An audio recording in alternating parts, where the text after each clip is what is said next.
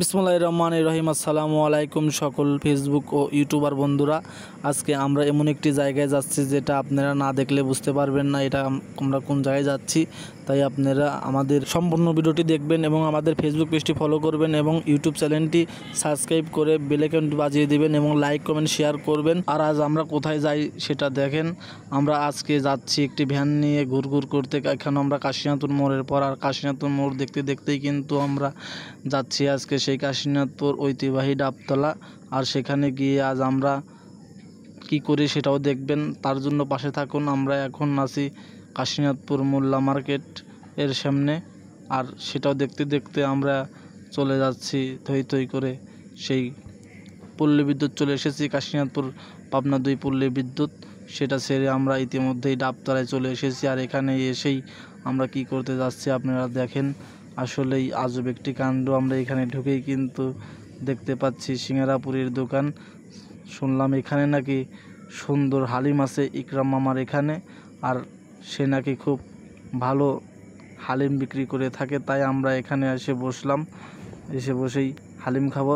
আর আমরা এখান থেকে হালিম খেয়ে কোথায় যাব সেটাও আপনারা দেখতে পাবেন। আসলে আমাদের গন্তব্যটা আজকের কোথায় সেটা আপনারা এই ভিডিওর মাধ্যমে দেখতে পাবেন।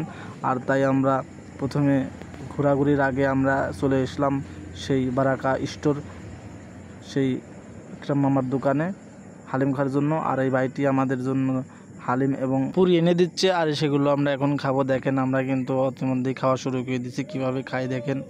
আসলেই এই ভাইটি খুব সুন্দর করে আমাদের পুরিগুলো কেটে এনে দিছে। আমরা এখন পুরি দিয়ে হালিম খাওয়া শুরু করছি। ওদিকে সাকিব ভাইও আছে আমার সাথে, এপাশে ক্যামেরাম্যান হিসেবে আমাদের স্বাধীন ভাই আছে। আর এখন আমি স্বাধীন ভাইকেই দেখাতে যাচ্ছি। স্বাধীন ভাইও দেখেন পুরি দিয়ে খাওয়া শুরু করে দিছে। স্বাধীন ভাই বলতেছে খুব সুন্দর হয়েছে রান্না, হালিমটা খুব সুস্বাদু, তোমরাও খেয়ে দেখো। তাই আমরাও খেয়ে দেখতেছি। ওখানে কিছু ছোটো ভাই বসে পড়েছে হালিম খাওয়ার জন্য। এখানকার হালিম খুব ভালো দেখে তাই এখানে প্রচুর পরিমাণ ভিড় হয় রাতের বেলায়। আর আমরা কিন্তু এখন পর্যন্ত বিকেল, আর এই বিকেল টাইমে আমরা এখানে খাওয়ার জন্য চলে এসেছি। দেখেন সাকিব ভাই মস্তে মস্তে খাওয়া শুরু করে দিয়েছে, স্বাধীন ভাই সাকিব ভাই। এদিকে আমাদের খাওয়া শেষ হওয়ার সাথে সাথেই কিন্তু আমরা সেখান থেকে উঠে পড়েছি। আর এটা হলো সেই রেল স্টেশন, কাশীনাথপুর রেল স্টেশনের পাশেই কিন্তু এই দোকানটা।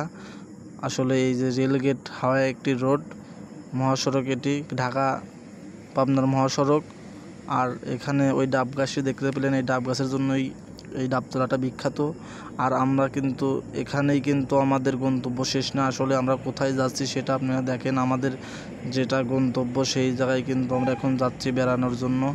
আসলে আমরা এখন কোথায় আছি আর কোথায় যাচ্ছি আপনারা কমেন্টে বলে যাবেন।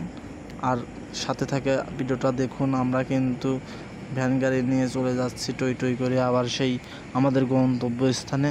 ইতিমধ্যেই কিন্তু আমাদের গন্তব্যস্থানে প্রায় চলে এসেছি, আপনারা দেখতে থাকুন। সামনেই একটি বট গাছ, আর বট গাছের নিচেই কিন্তু দেখতে পাচ্ছেন একটি কুড়ি একটি দোকানঘর।